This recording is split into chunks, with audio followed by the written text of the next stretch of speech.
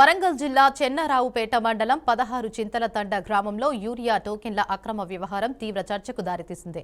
రైతులకు ఇవ్వాల్సిన టోకెన్లు దళారుల చేతుల్లోకి వెళ్లాయని ఆరోపణలు వినిపిస్తున్నాయి. రైతులు గ్రామ సర్పంచ్ దృష్టికి తీసుకెళ్లగా సర్పంచ్ మండల ఏవోకు ఫోన్ చేసి ఆరా తీశారు. ఇక రైతులకు ఎందుకు అన్యాయం చేస్తున్నారని, టోకెన్లను డబ్బులకు అమ్మారా సర్పంచ్ నిలదీయడంతో క్షమాపణ కోరినట్లు తెలుస్తోంది. ఇక యాసంగి పంటల సమయంలో యూరియా కొరతతో తీవ్ర ఇబ్బందులు ఎదుర్కొంటున్నామని రైతులు వాపోతున్నారు. ఈ వ్యవహారంపై సమగ్ర విచారణ చేసి బాధ్యులపై చర్యలు తీసుకోవాలని రైతులు డిమాండ్ చేస్తున్నారు.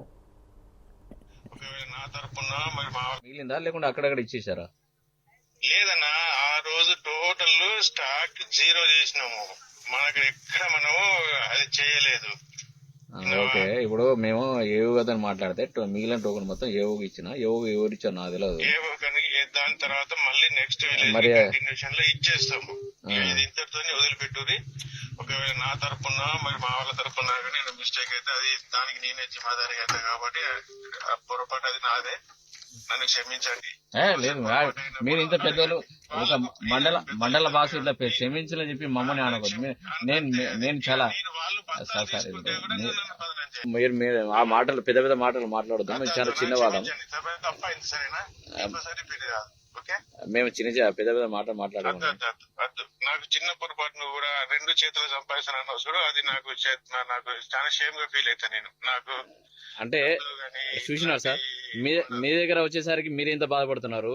మాకు ఆపోజిట్ పర్సన్ ఒక 70-100 చీట్లు తీసుకొచ్చి ఊర్లో అందరి మస్తా అంటే మేమెంత హార్ట్ అయినా చెప్పి మీరు ఎందుకు ఆలోచన చేస్తలేరు? తండాల రాజకీయ నాయకులు ఎట్లా ఉంటది సార్? ఇప్పుడు మీ దగ్గర వచ్చేసరికి మీరేమో హట్ అయినా చెప్పి అంటున్నారు. ఓకే,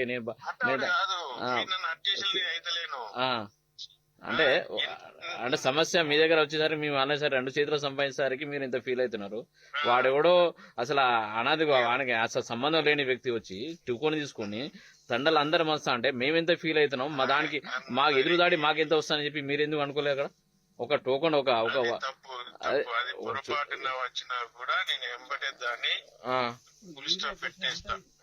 ఓకే సార్, ఇప్పుడు నేను ఏవో కూడా అంత గౌరవించలేదు సార్. మీకంటే నేను చాలా గౌరవించేవాడిని. అరే మాకు సిన్సియర్ ఆఫీసర్, మాకు ఎందుకంటే స్పెషల్ ఆఫీసర్ వచ్చారు, స్టార్ట్ నుంచి మీరు ఎండింగ్ ఉన్నారు. మా బాధను అర్థం చేసుకున్నారు. ఆ రోజు కూడా మీకు ప్రవణసిగా చేశారు. అన్న మిగిలిందా లేకుండా అక్కడక్కడ ఇచ్చేసారు?